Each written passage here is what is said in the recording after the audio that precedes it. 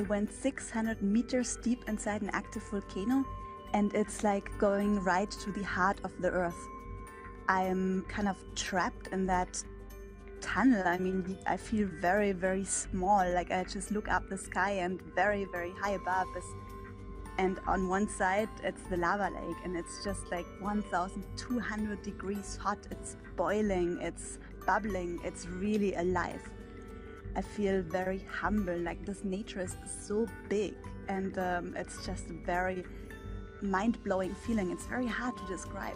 The earth is shaking and trembling, and sometimes like it's even hard to stand. It takes your breath away just standing next to the lava lake and feeling the earth being so alive.